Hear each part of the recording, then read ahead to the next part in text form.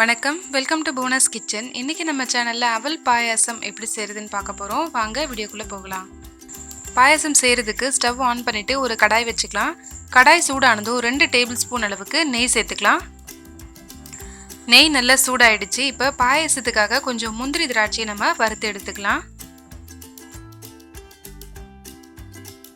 வறுத்த முந்திரி திராட்சையை ஒரு பிளேட்ல மாத்தி வச்சுக்கலாம்.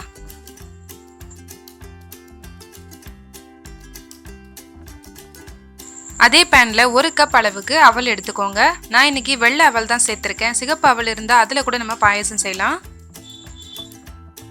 அவலை நல்ல நெய்யிலேயே வறுத்து எடுத்துக்கோங்க.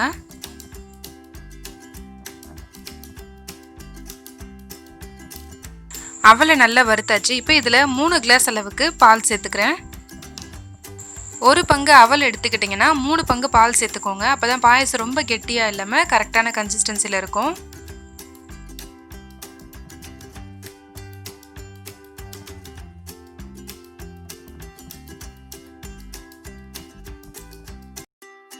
அவல் கொஞ்ச நேரம் வேகட்டும். அதுக்குள்ள நம்ம வெள்ளை பாகு ரெடி பண்ணிக்கலாம். வெள்ளை பாகு ரெடி பண்றதுக்கு 1 கப் வெல்லம் எடுத்திருக்கேன். இது மெஷர்மெண்ட் பாத்தீங்கன்னா 200 கிராம் இருக்கும். இதுல கொஞ்சமா தண்ணி சேர்த்துக்கோங்க. வெல்லம் நல்லா கரையணும். நம்ம கம்பி பதெல்லாம் எதுவும் பார்க்க போறது இல்ல. ஜஸ்ட் வெல்லம் கரைஞ்சா மட்டும் போதும்.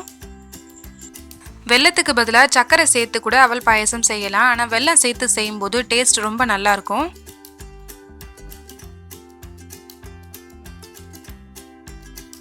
வெல்லம் நல்லா கரைஞ்சி கொதிக்க ஆரம்பிச்சிருச்சு. இப்போ நம்ம ஸ்டவ் ஆஃப் பண்ணிடலாம்.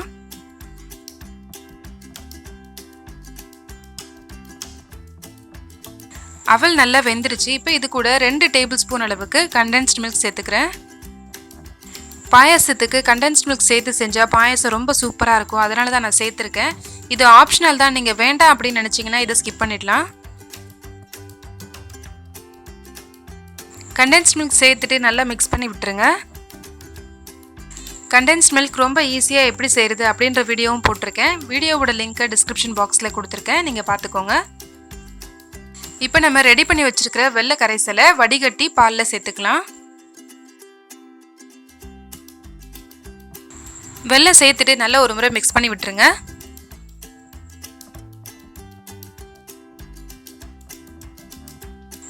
இதோட நம்ம வறுத்து எடுத்து வச்சிருக்கிற முந்திரி திராட்சையை சேர்த்துக்கலாம்.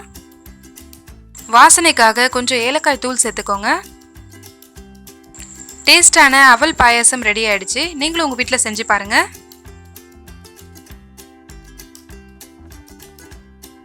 இந்த வீடியோ உங்களுக்கு பிடிச்சிருந்ததுன்னா லைக் பண்ணுங்க, ஷேர் பண்ணுங்க, சப்ஸ்கிரைப் பண்ணுங்க. தேங்க்யூ.